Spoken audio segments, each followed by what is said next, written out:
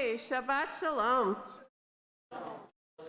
So again, my name is Melanie Goldberg. I'm so happy to have the opportunity to lead the service this evening. Our dear Rabbi Felix is happily on a trip, his first in a while, and I'm sure he's enjoying himself. Happy May. Happy Mother's Day weekend. Yay. The upcoming services, we have 2 more services in May. On May 20th, we will feature a movie called The Singing Revolution. This movie documents the events that led up to Estonia declaring its independence from the Soviet Union in 1991, after 50 years of Soviet occupation. It is heartwarming and uplifting and fitting as we watch today's news cycle. On May 22nd, Sunday afternoon at 3 o'clock, there will be a klezmer folk concert right here. Take a flyer with more details on the way out. There will be no service Memorial Day Friday, which is May 27th. Nomi Joyrich of Jews for Secular Democracy will be our guest speaker tonight. And as we settle in for service, I ask you now to take a moment, silence your ringers, take a deep breath, sit still, feel the chair beneath you, close your eyes if you'd like to. Take a moment to remember that you've brought your body into this space, so let's bring our mind in as well. Leave the chaos outside these doors for the next hour or so, and be present for the words, the music, and the message. Yes. Our readers tonight will be Bruce Hillenberg, Nancy Simpson, maybe not Nancy Simpson, Susie Friedman, Jean Claridge, Sheldon Halpern, and Miriam Jarris. And I'm going to remind you that we have these nice framed prints here that are available for you to take home for a donation or no donation. Maybe you like what's inside, or maybe you need that size frame for something else. It's okay. Adam says, let them be gone. All right, and we start. We come together this Shabbat, each bringing with us a private world of hopes, of fears, of dreams. Some of us are burdened by anxieties and cares that all but crash our hope in the future. Others have hearts filled with happiness, grateful for the joys of the past week, yet aware that even the most fortunate are vulnerable before the mystery of tomorrow. Every life is a unique blending of joy and sorrow, of fulfillment and frustration. Beneath our uniqueness, we are all bound together by our common humanity. All of us deeply yearn to know true freedom and peace. Each of us seeks the personal liberation of a mind that is not enslaved to conventional wisdom, a heart that is able to love without fear, a spirit that cries yes to our potential. Each of us strives, too, for the inner peace that comes with finding a harmony between our aspirations and our abilities. This is the Shabbat peace to which we aspire. Oh, we need candle lighters. Harriet and Larry, will you please light the candles? The Shabbat candles, thank you. I always forget something.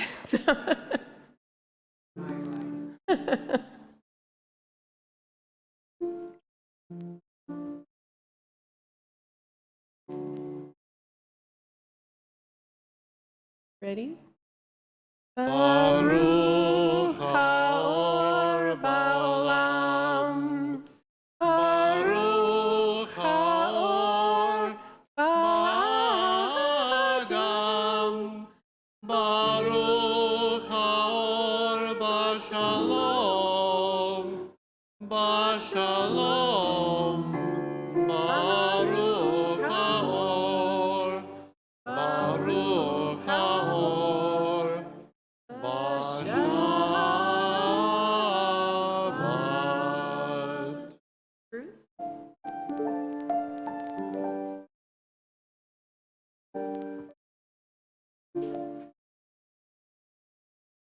May the doors of our community be wide enough to receive all who hunger for love, all who are lonely for friendship.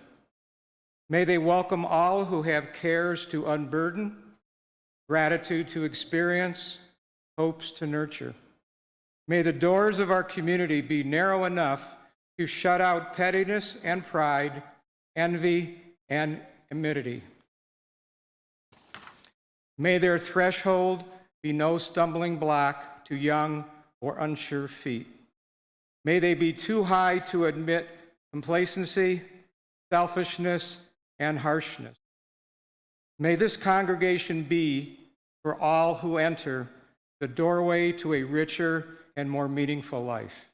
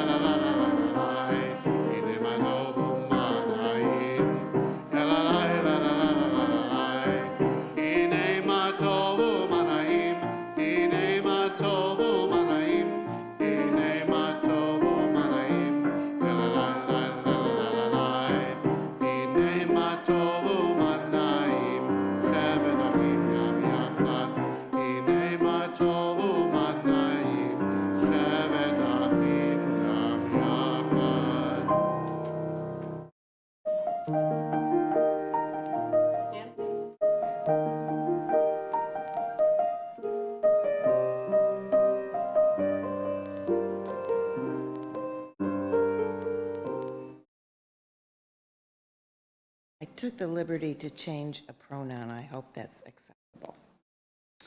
Look at the word responsibility. Responsibility. The ability to choose our response. Highly proactive people recognize that responsibility. They don't blame circumstances, conditions, or conditioning for their behavior. Their behavior is a product of their own conscious choice based on values rather than a product of their conditions based on feeling. Our life doesn't just happen. Whether we know it or not, it is carefully designed by us. The choices, after all, are ours. We choose happiness. We choose sadness. We choose decisiveness. We choose ambivalence. We choose success. We choose failure. We choose courage. We choose fear. Just remember that every moment, every situation provides a new choice. And in doing so, it gives us a perfect opportunity to do things differently to produce more positive results.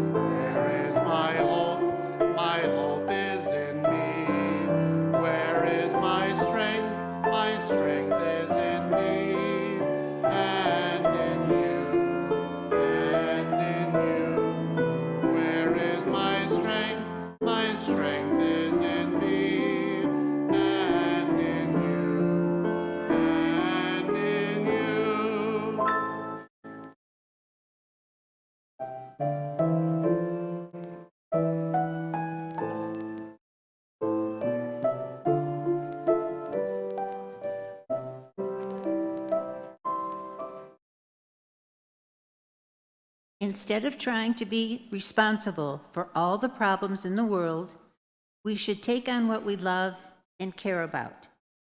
Then we honor both our inner world and the outer world at the same time. There is no separation between the two, and there is no hesitation, no self-doubt.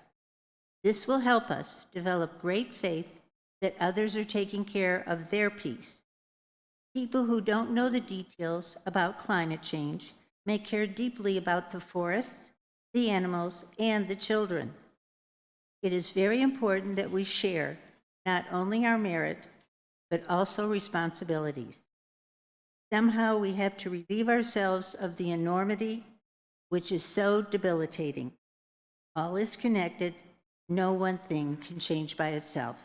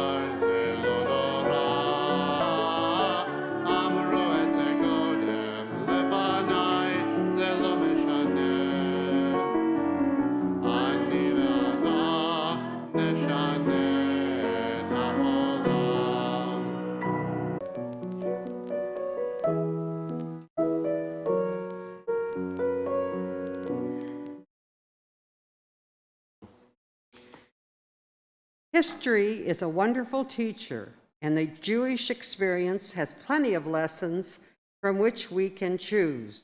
It has certainly taught us that we cannot rely on the kindness of God or of strangers. We must learn to rely on our own strength and determination. We must learn to take responsibility for our own future. We cannot sit passively by and wait to be rescued. We must train ourselves to be strong. We must be strong enough to accept adversity, strong enough to be useful to others, strong enough to move on when resistance is futile. Throughout Jewish history, our enemies forced us, against our will, to become adaptable. Without realizing it, they created a situation in which we learned to be strong and responsible for our own destiny.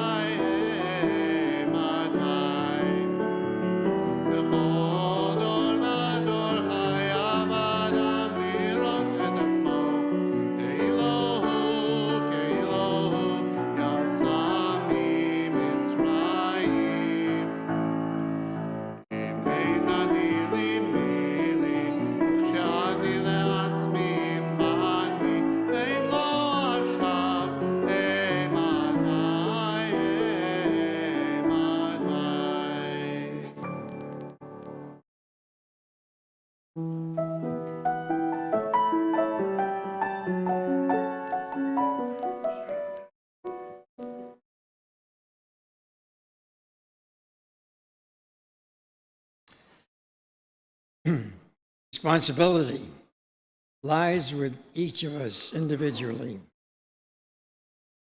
Peace starts within each one of us. When we have inner peace, we can be at peace with those around us. When our community is in a state of peace, we can share that peace with neighboring communities and so on.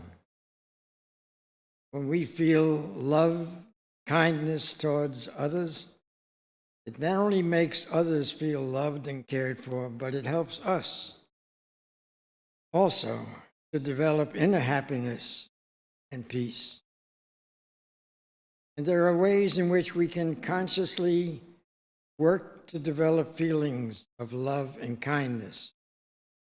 For some of us, the most effective way to do so is through religious practice. For others, it may be non-religious practices. What is important is that we each make a sincere effort to take our responsibility for each other, for the natural environment we live in, seriously.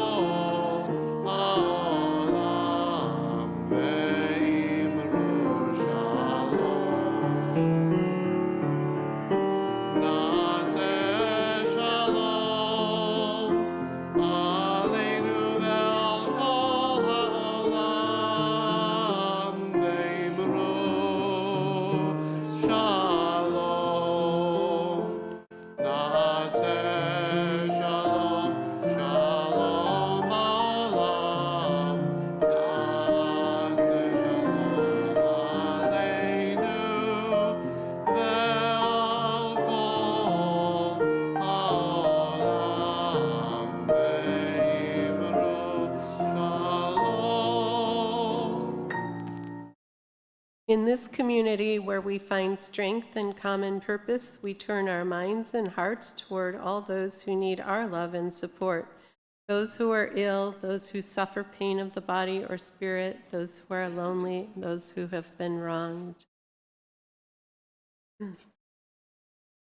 Tonight we have well wishes for Joe Gaydon, Rabbi Peter Schweitzer, our own Anne Marie Fisher, and Michelle Clevage.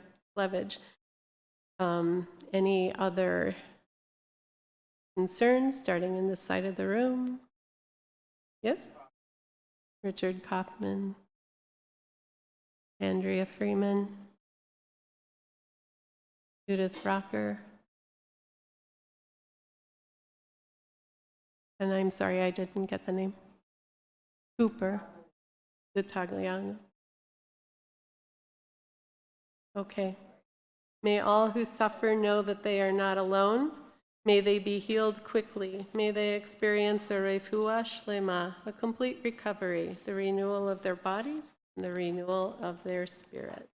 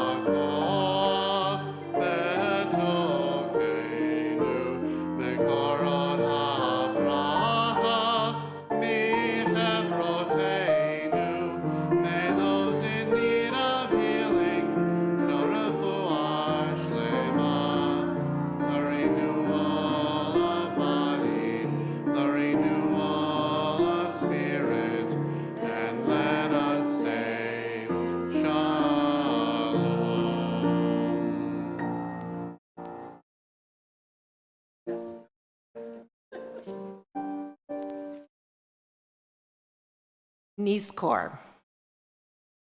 If I should die and leave you here a while, be not like others sore undone, who keep long vigil by the silent dust. For my sake turn again to life and smile, nerving thy heart and trembling hand to do something to comfort other hearts than mine. complete these dear unfinished tasks of mine, and I perchance may therein comfort you.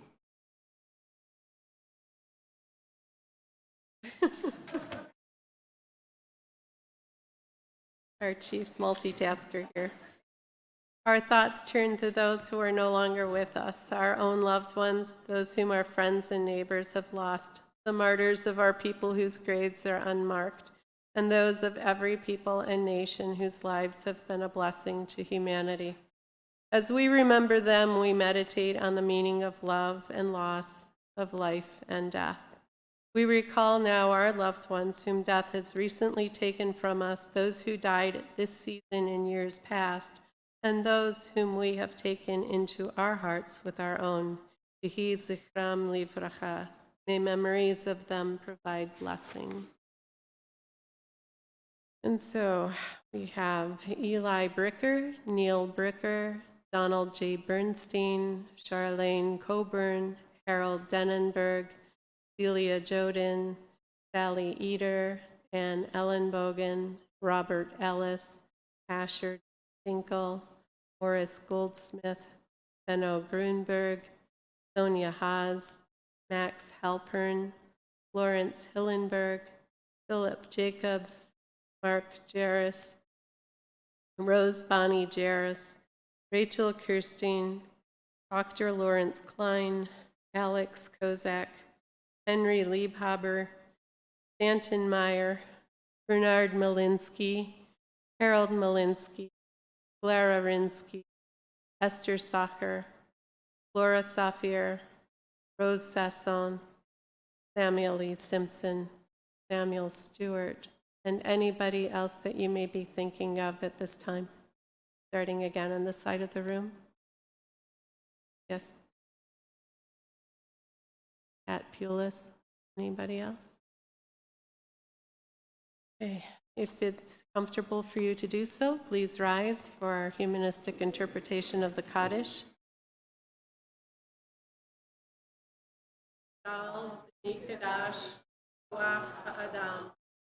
Let us dignify and ennoble all people, spirit of our shared humanity.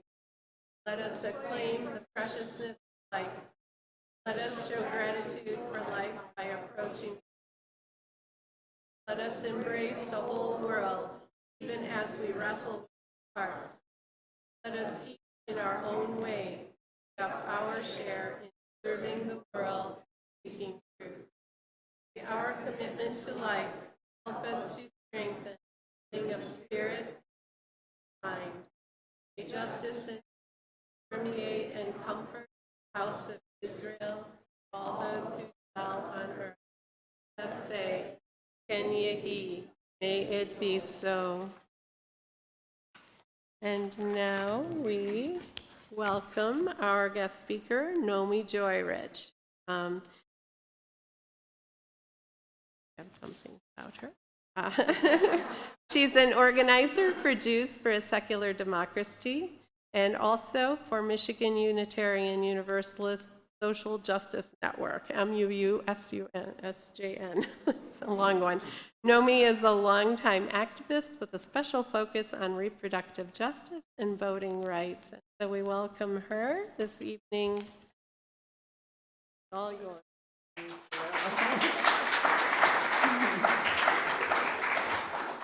Thank you. You can go to the next slide. Oh, who's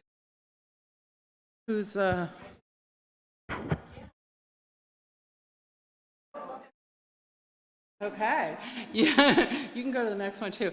So I'm Nomi. I'm with, as I said, Jews for a Secular Democracy. We are a new presence here in Michigan.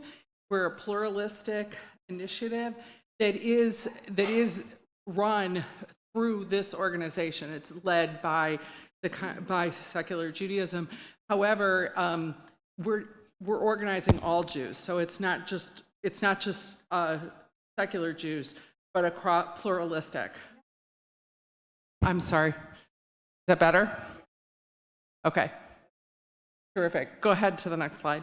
I have a lot of information, probably more than I have time to get through, but I will be here at the ONEG afterwards to answer questions and to talk to anyone who wants to get more involved. And also, there are handouts that I believe Bruce probably gave to everyone that has an overview. So first of all, I want to talk a little bit about Jews for a Secular Democracy. There are a lot of wonderful Jewish social justice organizations. There are a lot of wonderful organizations that are dedicated to the separation of church and state.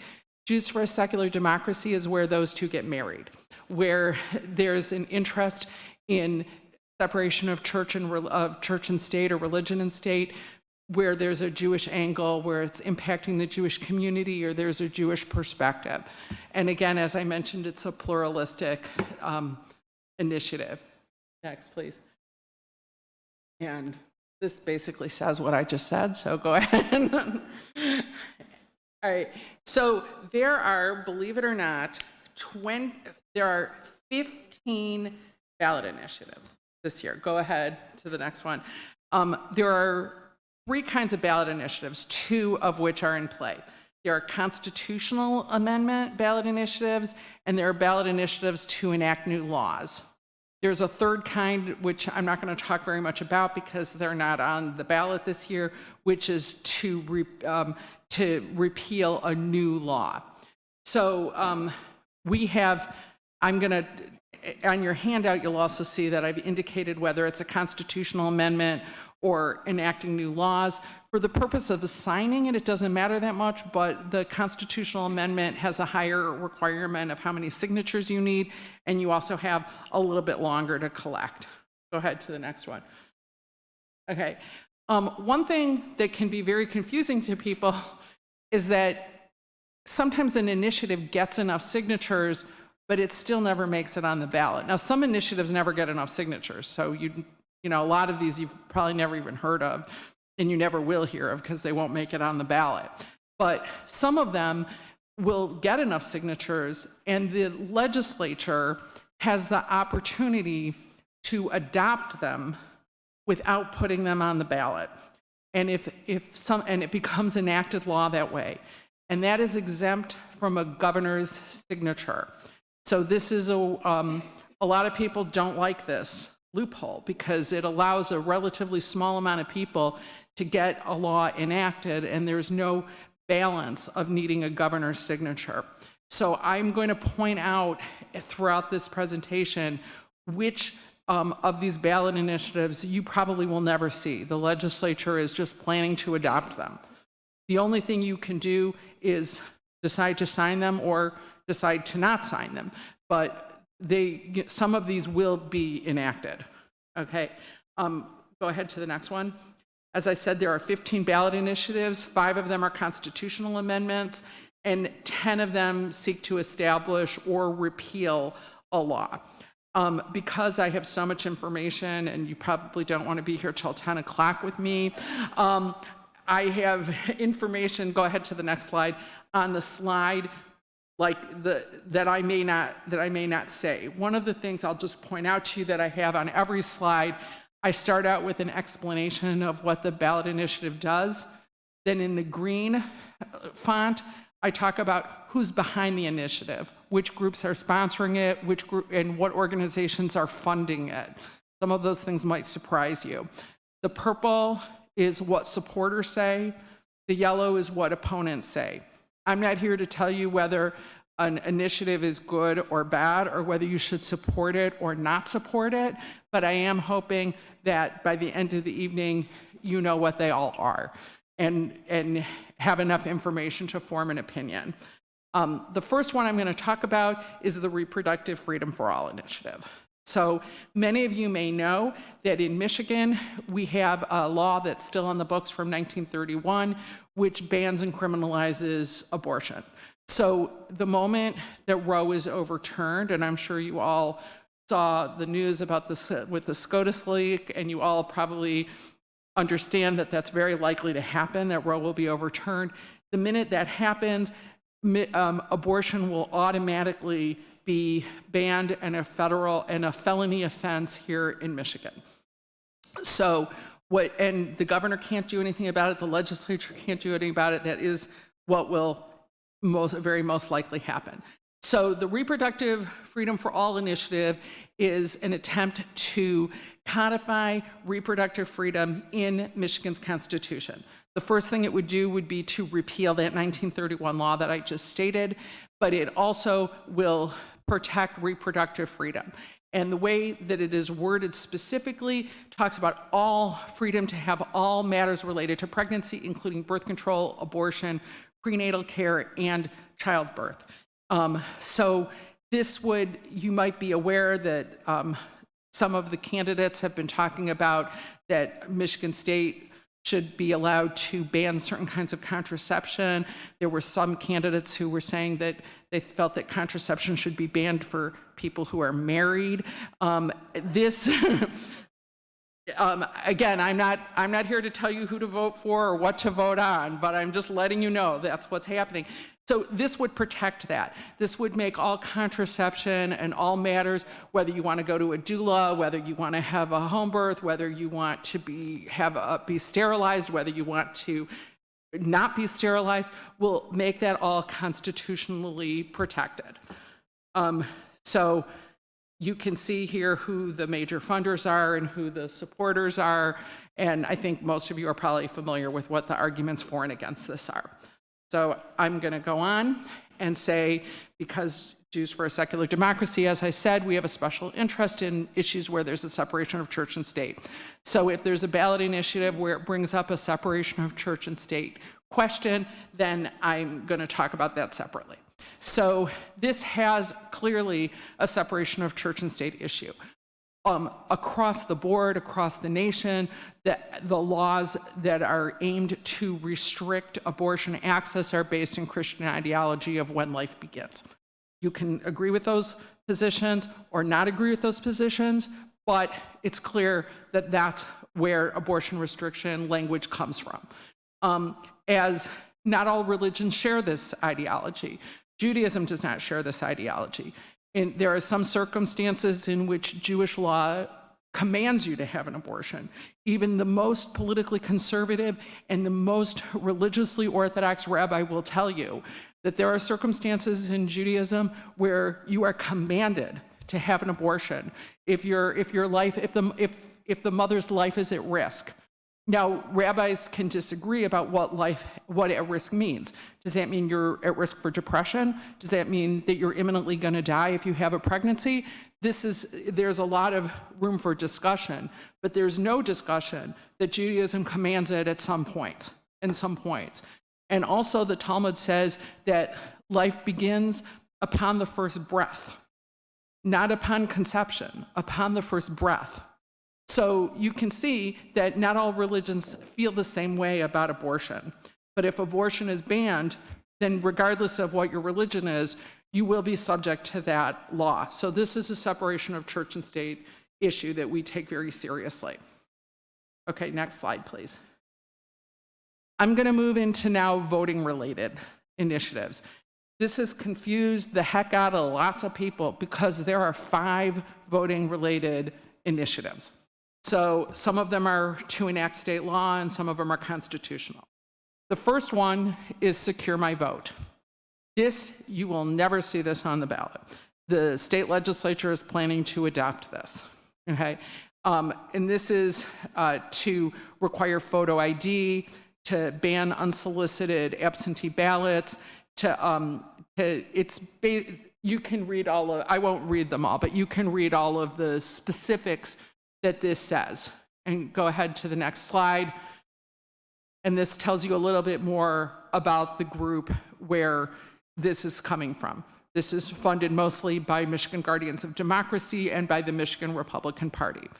So supporters feel that this is very necessary to provide safeguards to our election and that this protects us against voter fraud, it increases election security. Opponents say our elections are already secure and we don't need this. Whether you agree with this or don't agree with this, it's clear this would have the effect of having fewer people vote. Next, please. Audit Michigan, this is also, the legislature is planning to adopt this. You will not see this on the November ballot. I don't know whether or not they're still collecting signatures or if they already have enough. This will mandate a forensic audit. Forensic audit is not a legal term, so there's a lot of gray area about what a forensic audit means. It will also give auditing power to a new audit board, which would consist of 10 Democrats and 10 Republicans that would be appointed by the House. One thing I really want to point out about Audit Michigan is that it establishes the right to raise private money without disclosing the donors. So this codifies the right to dark money to fund our auditing. All right, go ahead to the next slide. This is a separation of church and state issue. Why is this a separation of church and state issue? Because this congregation could fund the audit for the election, and this religious body or any other religious body could be funding the audit of our public election. And that is a separation of church and state issue. Next one, please. Promote the Vote is a constitutional amendment effort, and I know that your congregation is extremely involved with this already, so I'm not going to spend a lot of time talking about this. All of the details of what it includes are laid out here, but this would counter almost everything that is in those first two initiatives that I talked about. And go ahead to the next slide. Here's a little bit more about it, who's supporting it, who's not supporting it. One thing I want to point out here is under About This Group that the largest contributor is 1630, which is a dark money group based in DC. And I'm pointing this out to say that there's a lot of nuance in politics. I know this congregation heavily supports this initiative, and but things are not all good or all bad. Even sometimes the initiatives that we really love have things about them that we don't like. And this is funded by Dark Money Group. Next one, please. My Right to Vote, here's where the confusion comes in. My Right to Vote is also a constitutional amendment initiative, very, very similar to Promote the Vote. It's not exactly the same, but it is very similar. They have two initiatives. The first one, which is called My Right to Vote, the Right to Vote, this is the one that's very similar to Promote the Vote. Okay, I mean, there's some differences, like the amount of drop boxes it requires is different. The amount of, the specifics about early voting is different. There are a few differences. You can read about them here. And, but they do a lot of the same things. One thing I want to say about this group is that it's a small group that's not well funded. So my personal prediction is that this one's less likely to make it on the ballot than Promote the Vote, not because it's worse or better, but just because it takes a lot of money to have these campaigns, a lot of money, and a lot of paid collectors as well as volunteers. So if it's a group that doesn't have a lot of money, it's less likely to make it on the ballot. Okay, next one, please. This is the second My Right to Vote. This is also a constitutional amendment. And this does two things. One thing it does is, remember that loophole I told you about, where if it gets enough signatures, then the legislature can adopt it. This seeks to end that practice and make it so that if an initiative has enough votes, it has to go on the ballot. The legislature cannot adopt it. It also changes the guidelines about collecting signatures. Right now, you have 180 days to collect signatures. This would give 2 years to collect signatures. It also extends the time that you can repeal a new law. So this one is not similar to Promote the Vote. This has no overlap with Promote the Vote. Should I stop for questions, or should I just do questions after?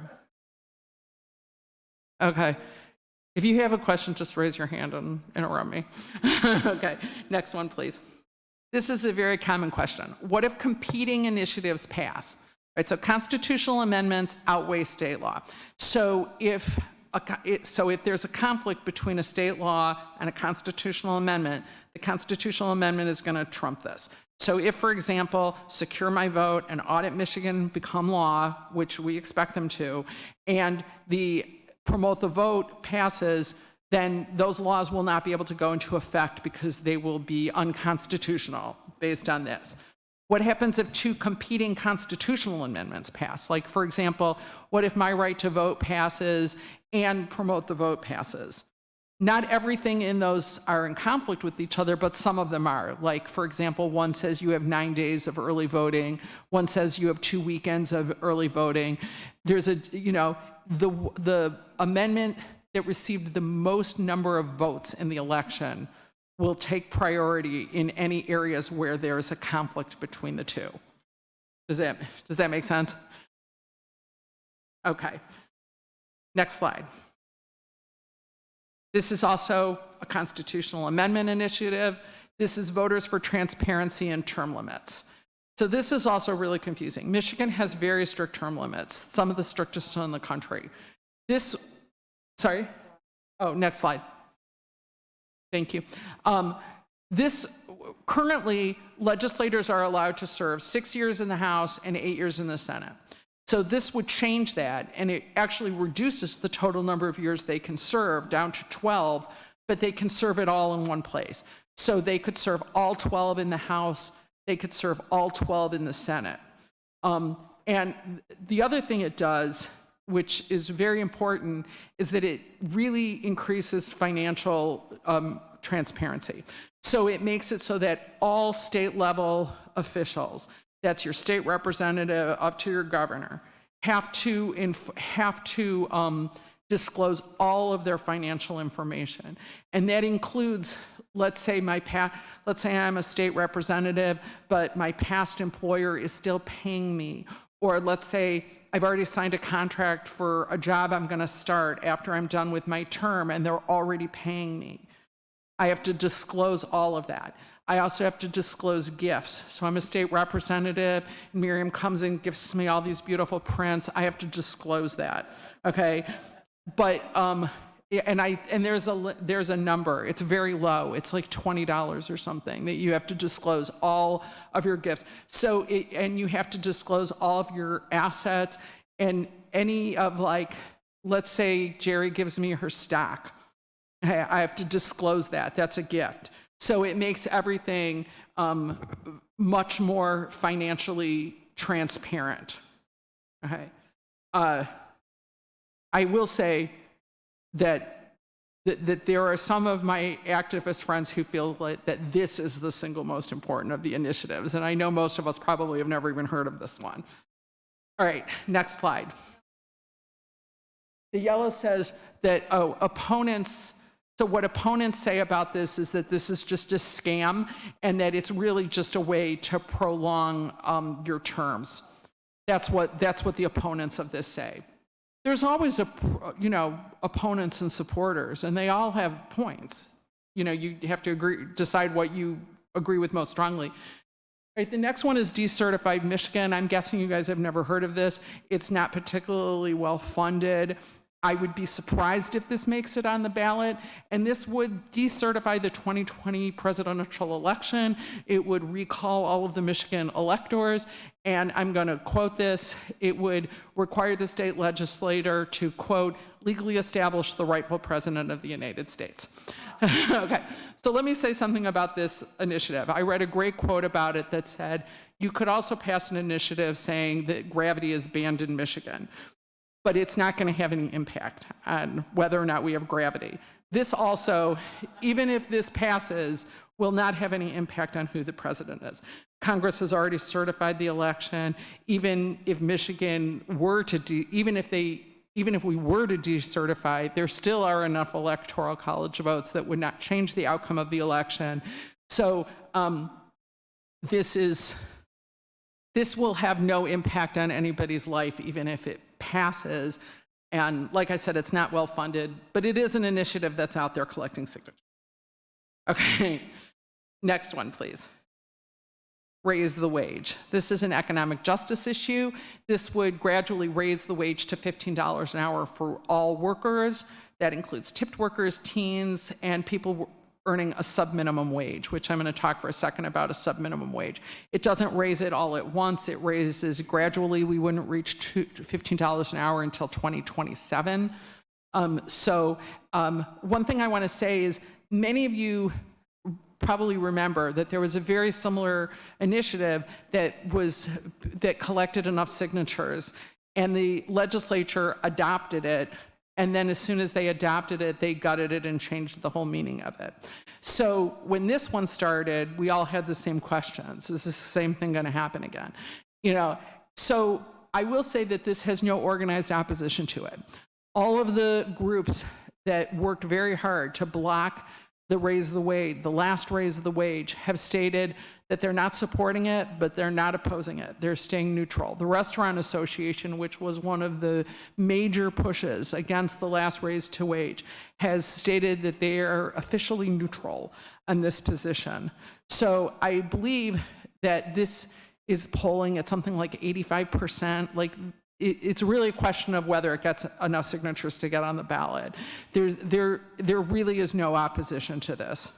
And if you look around, you can see, like I saw just in front of Burger King, that they're advertising $15 an hour. There's very few places that are able to hire anybody for less than this right now. So I want to say something about sub-minimum wage because a lot of people don't know what that is. In Michigan, if somebody is disabled, then you can pay them what's called a sub-minimum wage, which is the same as the tipped wage amount, which is, I believe, $3.30 an hour. This is a very controversial position. And again, as I said before, I always like to try and inject a little nuance into political conversations because usually everybody's first reaction to that is, oh my God, how could you do that? But there are definitely advocates in the disability community who do not want this. And they don't want this because they have children who are so severely disabled that they feel like, they're not really contributing that much to their employment place. The employment place is more like acting as a training facility for them. They're bagging groceries and the cashier is supervising every bag of potatoes that they put in a bag, and that their children wouldn't be able to be hired anywhere if it were $15 an hour. And they feel like some of those employment opportunities are really like, vocational rather than actual employment. And they're worried that this would end that. So it's not entirely cut clear. Everything is usually more complicated. Does that make sense, what I said? Okay. Next slide, please. Michiganders for Fair Lending. This is another economic justice. This would cap interest rates for payday loans at 36%, which I have to say also sounds so enormously high to me that it's hard for me to imagine why. And it would also empower the Attorney General to prosecute any lender that charges more than 36%. There are also opponents to this who say that, legitimate businesses will be put out of business with this. But, all right, next slide. Let my kids learn. This is another issue that has a very serious issue of separation of church and state. This also, you will not see this on your ballot. The legislature is planning to adopt this. I confirmed with the campaign director this morning, they are still collecting signatures, so they do not have enough signatures yet. So there are two companion ballot initiatives, and it took me a long time to understand exactly what this bill does. So the first one establishes something called a Student Opportunity Scholarship Program. And the second one allows individuals and corporations to offset their taxes and receive a tax credit for any contributions to the program. So first, the Scholarship Opportunity Program would establish groups called scholarship granting organizations, SGO. I know it's confusing. And those SGOs would pay for a whole range of things. It would pay for private school tuition, it would pay for homeschool expenses, and it can also pay for some expenses related to public school. So let's say your kid is a cheerleader, it could pay for for her uniform, okay? But it doesn't pay for these equally. It can pay for $500 per student in a public school or $8,000 per student in a private school. Okay, so it does fund both. When you see the petitioners and they say this is to help special education students. Oh, if it's a special education public school student, it will pay $1,100 per student. So when they say this is to help special education students, I can't say that's completely not true, because it will, but it does not help them equally. Another thing, you can go ahead to the next slide. Another thing that's important to know, this is not a tax deduction. This is, like, I remember I was talking about this with Rabbi Jeff, and he said, well, how is this different than you donating to Hill Foundation and even the public schools? Farmington Schools has a Farmington Public School Education Fund. You can donate to that, and you can deduct it from your taxes. This is not a tax deduction. This is a tax credit. So if I make $100,000 a year and I donate $1,000 to Hillel, then I'm taxed on $99,000 of income. If I owe, but this is not that. This is if I owe $10,000 in taxes and I donate $10,000 to Hillel, then I'm paying zero taxes. So this is a way for corporations and individuals to completely offset their taxes, not just to reduce their taxable income. So the amount at which and the speed at which this will completely deplete Michigan's education fund for public education is astronomical, okay? And that's what's important. That's the important distinction. So I am sorry to say that I don't know how, I'll stop myself because I don't want to have an opinion, but I don't know that this can be stopped unless a legislature in the future. I will say, though, that there's many questions as to whether or not this bill is constitutional. Michigan has, in Michigan Constitution, we have one of the strongest prohibitions of using public money to pay for private education. And there are many people who believe that this is unconstitutional. Betsy DeVos, who is the spearhead of this initiative, which is, by the way, not only in Michigan. This same initiative has been dropped, I'm not sure in how many states, but it's this word for word, the same initiative is around the country. Her lawyers insist that it will withstand any legal challenges. I'm not a constitutional attorney. I don't have an opinion on this, but I can tell you that I can guarantee that it will be challenged in court. I don't know what the outcome will be, but I can guarantee it's going to go to court.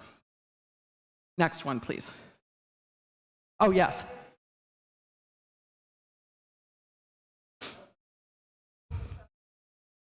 I do not know the answer to that question.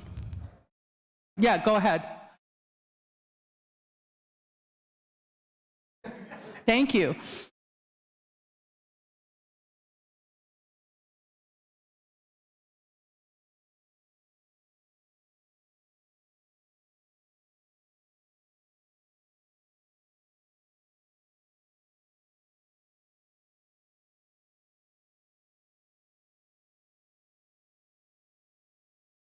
Thank you.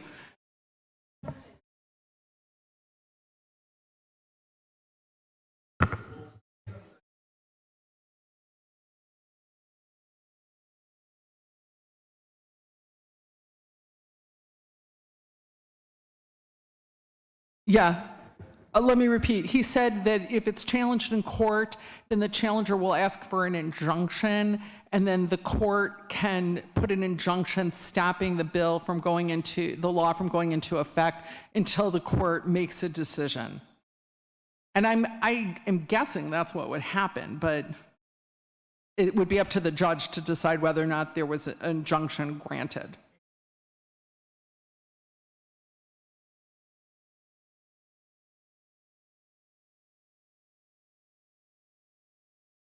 So he said either side can appeal it to the Court of Appeals. Okay, thank you. Thank you for answering that for me. Okay, the next one is good time. This one is also referred to as the Michigan United because they're the main group behind it. And this is a criminal justice one. This would repeal the truth in sentencing law. Currently, we used to have good time here in Michigan. We don't anymore since the truth in sentencing law requires inmates to serve out their maximum sentence. This would establish good time credits to reduce your sentence, and you could earn good time credits from good behavior, from education while in prison, or from having a job while you're incarcerated. I want to field a few what I know are probably questions on your mind, because these are the questions I get about this one all the time.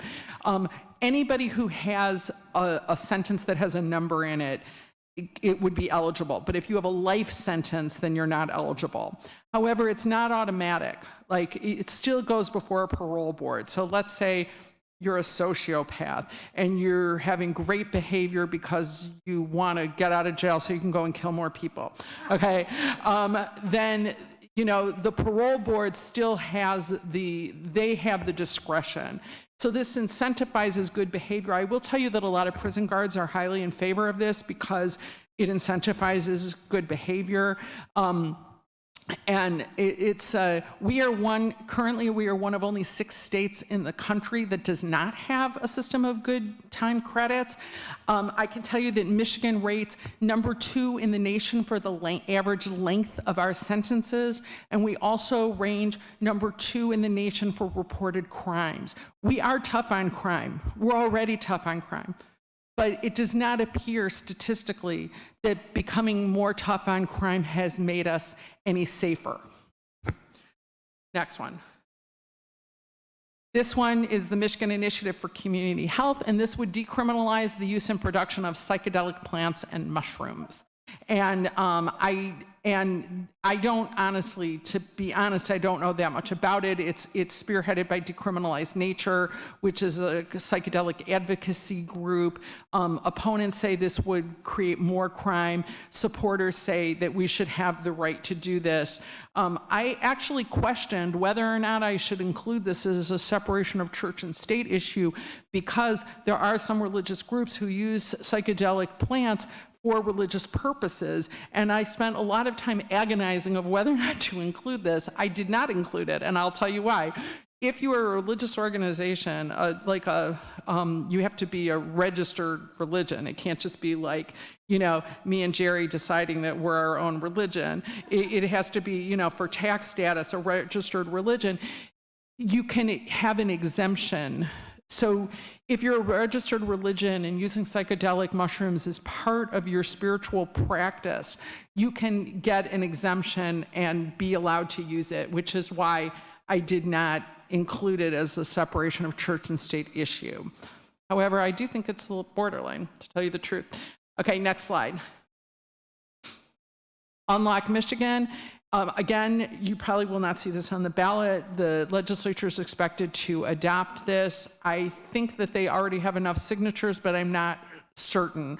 This would limit the length of emergency orders that state and local officials can make to 28 days.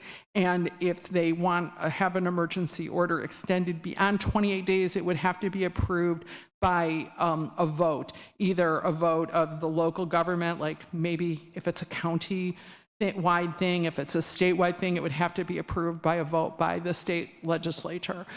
This was, I'm sure you know, this was created directly in response to Governor Whitmer's pandemic orders. Next slide. Okay, oh, no, go to the next slide, because I can't talk about that. Sorry. Sorry. No, go to the next one.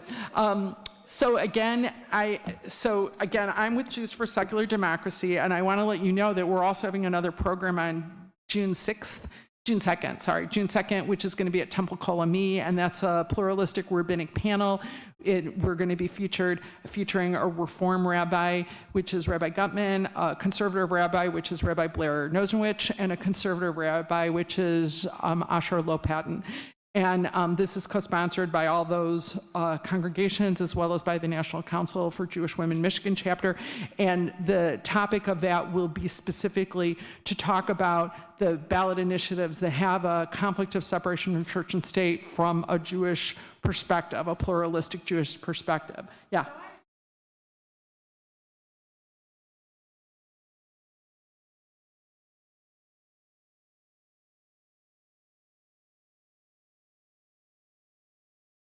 So I'm so glad you asked that. So how is Jews for Secular Democracy being received by the other Jewish denominations? Thank you for asking that. So as I mentioned, I'm the first organizer in Michigan, and so I'm just getting started. So my exposure to our exposure to other denominations has been somewhat limited. I would be so happy for all of you to become volunteers for Jews for Secular Democracy. Once we're done working on ballot initiatives, there's going to be more things. As I said, it's a pluralistic organization, but it is being driven by this movement. And I would love for you guys to be drivers of what we do. You know, we're about education, we're about advocacy, and I would love for all of you to be involved. On all the tables outside, there's a sign-up sheet. If you want to give me your name and email address, then we can be in touch about it. So far, a couple people have needed clarification that we're not a society for secular Jews. We're a society for secular democracy, for secular government. And once that has been clarified, then all the rabbis I've talked to so far have been 100% on board. Yeah. Yes. Yes.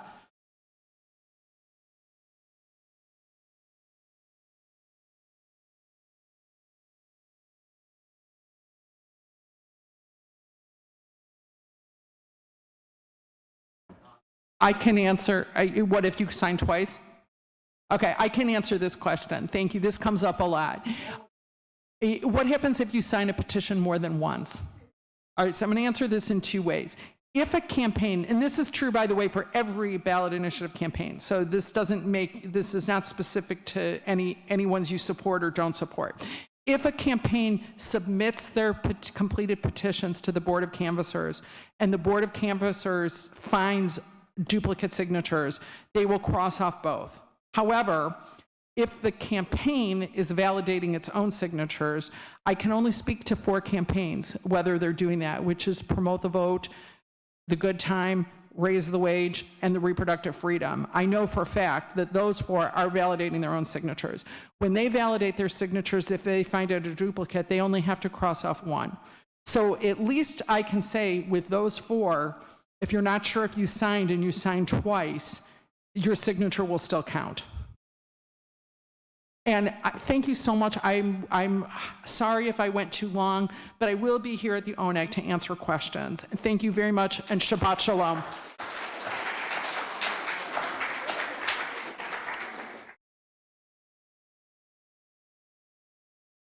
Thank you again, Nomi, for that impactful and informative presentation. Thank you, Ezra, for the music tonight. Thank you, David Weeks, for your streaming. And thank you, Miriam, for moving the slides along. And Susie Friedman for the ONEG. All right, here we go.